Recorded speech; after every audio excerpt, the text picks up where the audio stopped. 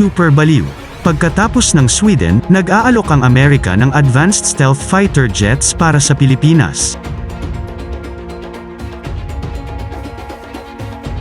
Sinabi ng Philippine Air Force, PAF, nitong Martes na nasa proseso sila ng pagpili sa pagitan ng pinakabagong modelo ng American-made Lockheed Martin F-16s at ang Swedish-made Subjas 39 para sa Multi-Role Fighter, MRF, project nito. Ang dalawang huling contenders para sa PAF-MRF project ay ang F-16V Block 50-50 seconds variant at ang JAS 39 Gripen C, didagdag version, sabi ng tagapagsalita ng PAF na si Col. Maynard Mariano. Sinabi ni Mariano na habang inaprubahan ang MRF project, hindi pa rin naglalaan ng pondo ang gobyerno para dito. Para sa MRF, inaprubahan ang proyekto sa inilabas na Acquisition Memorandum Decision, gagawa pa rin ng paraan ang gobyerno para mapondohan ang nasabing proyekto, he added.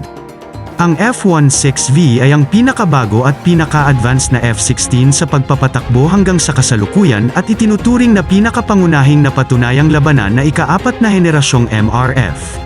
Nilagyan ito ng mga advanced na sistema ng radar na nagbibigay daan sa higit na kakayahan sa pagtuklas at pagsubaybay, kasama ng mga advanced na air-to-air at air-to-ground na mga armas. Samantala, ang JAS 39, Gripen C, D ay inuri bilang ang pinakamaasahang swing-role combat aircraft na magagamit sa mundo. Ang C na bersyon ay isang single-seat aircraft habang ang D na bersyon ay isang two-seater configuration. Ang Swedish-made fighter ay nangangailangan ng kaunting tauhan at ground support equipment para sa mga dispersed na operasyon at maaaring gumana mula sa maliliit na hindi nakahanda na mga kalsada. Nilagyan din ito ng sopistikadong radar at mga sensor at armas. Una rito, sinabi ni PAF Chief, LT, Gen. Connor Anthony Canlas Sr., na ang MRF project ng serbisyo ay inaprubahan ni dating Pangulong Rodrigo R. Duterte. Ang kontrata para sa proyekto ng MRF ay maaaring lagdaan ngayong taon, sinabi ni Canlas, at idinagdag na ang kinakailangan ng PAF para sa proyekto ay nagsasaad na ang inaalok na sasakyang panghimpapawid ay dapat na ika-4 na henerasyon o mas mataas. Nangangailangan din ang proyekto ng 12 MRF na hindi bababa sa may kakayahang magpatrolya sa mga protektadong tubig at airspace ng bansa.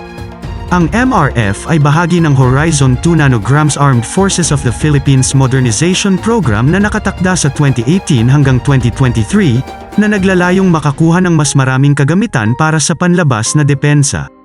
Ang anumang sasakyang panghimpapawid na pipiliin ay dapat na may sama sa mga umiiral na sistema ng radar na may hanay na humigit kumulang 250 nautical miles.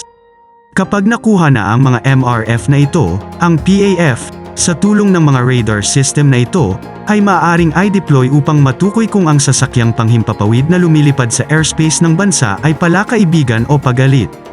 Ang mga iminungkahing MRF na ito ay inaasahang magpapalaki sa umiiral na fleet ng 12 South Korean-made Mach 1 tuldok 5 Gatling CAPABLEFA-50PH jet aircraft na nakuha ng PAF bilang una nitong supersonic na sasakyang panghimpapawid pagkatapos ng decommissioning ng Northrop F-5 Tiger jet fighter nito.